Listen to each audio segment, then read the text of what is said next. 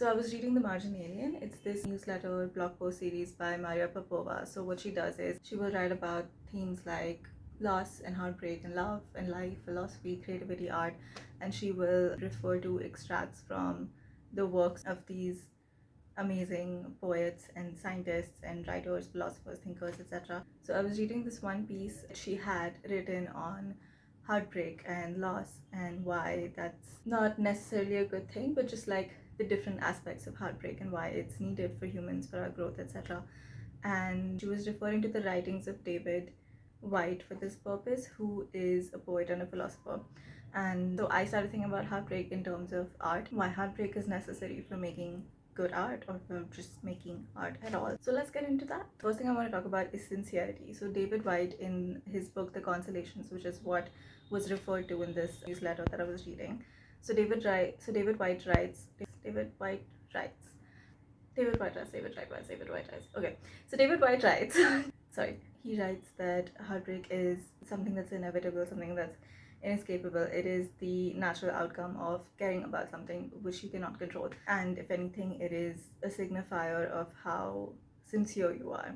So even in terms of art, what this looks like is, suppose you've made something that you're not proud of, that you enjoyed at the time that you were making it, like flash fiction, a short story, a film, etc., and you're not happy with your progress of it, or you're not proud of what you're coming up with. One possible reason for that could just be that the difference between what we engage with, the kind of art we engage with, and then what we make ourselves, and it's like it's not always going to be at the same level, because the art that we engage with, it has probably taken the creator like years and years of practice and life experience.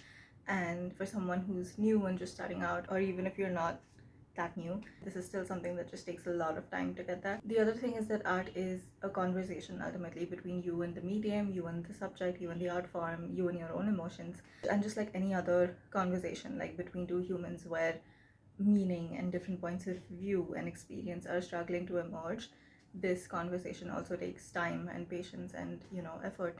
And making art, coming up with something, it's not something that can be so easily attained, and the fruit is almost that much sweeter for the trials and for the time that it takes to come up with something that you're proud of. This is an ongoing conversation, you and your art, because every stage of our life requires us to almost see the world and the people we love in new lights, in different ways. And that combination of experiencing the outside world, conversation, seeing things, feeling things, and then going inside, and then the inner world, our emotions, our thoughts, our responses to the outside world, that combination is something that is so deep and intricate that easy answers or just quick expression is not always possible. And that's just natural, because so many of the times we are making art about something that we've experienced, but when it comes out of us, it looks so trite, and that's because that had weight, what we went through, what we experienced, what we saw, what we felt. And so it can't just be that easily captured in film or in a piece of writing. It takes time and patience and trials to like do the process over and over again. But it is a good sign that we're affected. It is a good sign anytime that you're disappointed or you're angry at yourself for not making the time to sit down and write, paint, whatever, or you're disappointed with what you've come up with. It's a good sign, because it means you're sincere. It means you're invested in living life and making some meaning out of it all. The second thing I want to talk about is unrequited love, heartbreak in terms of unrequited love. And so this is what David Whyte says about unrequited love. Anytime I look here, it's because I'm looking at my laptop, this is where my notes are. So David Whyte writes, unrequited love is the love human beings experience most of the time. The very need to be fully requited may be to turn from the possibilities of love itself. Men and women have always had difficulty with the way a love returned hardly ever resembles a love given.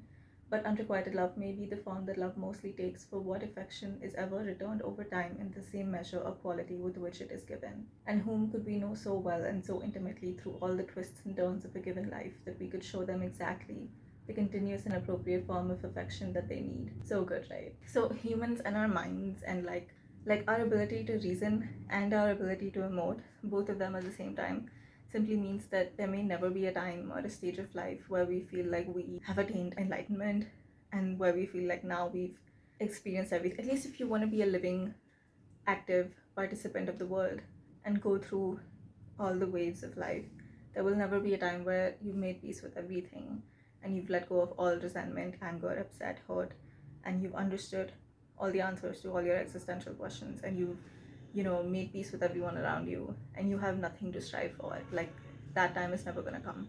So then you may as well just accept it. You may as well just accept the waves of life, and like the ups and downs, the trials. This is always going to happen, and that's good, because this journey, this struggling, it lets you have those possibilities.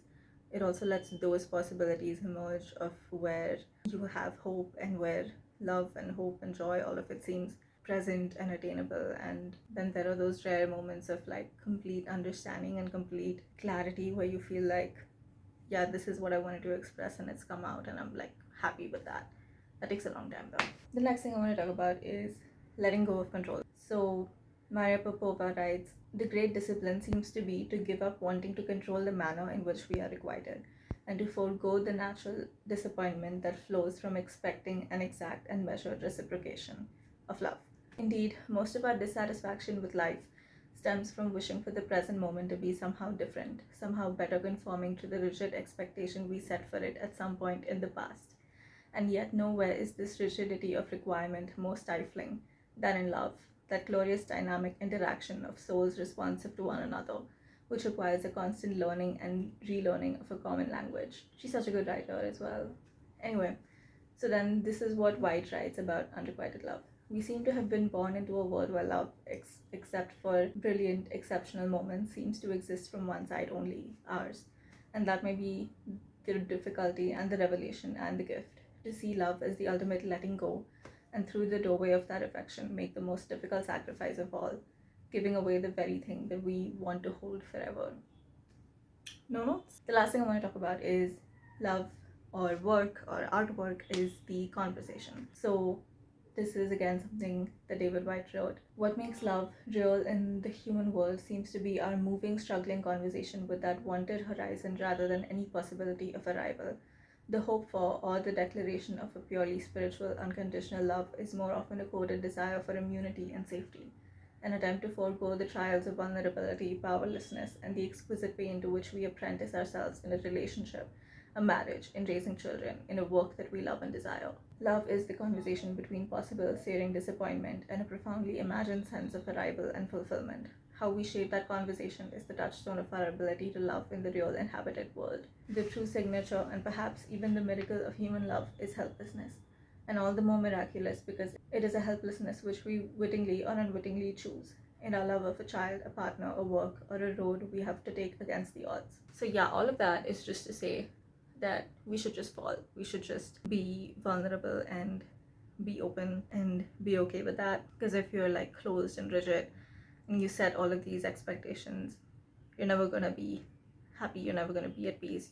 There are trials and there are waves and there are moments of good and bad, and most of it might just be a struggle, but there will also be those moments of like glorious compatibility and sync where you and your art are one, and that will feel like bliss, and then that will go away again, and then there's the period of struggle again, and then again hope arrives and the compatibility and the sync is back, and that feels wonderful too. But you won't get to experience that, and the fruit won't be so much sweeter if you haven't gone through everything that you're supposed to go through to get that. Okay, that was all I had for you. I will be linking this newsletter that I talked about, as well as the name of the book that these extracts are picked up from, in the description below. And if you like listening to me yap about these sorts of things, love and art and philosophy and life and books and things, then you should probably stick around, check out more of my videos, etc. Thank you for sticking around to the end of the video, and I hope you like this. Have a nice day. I will see you in the next one. Bye.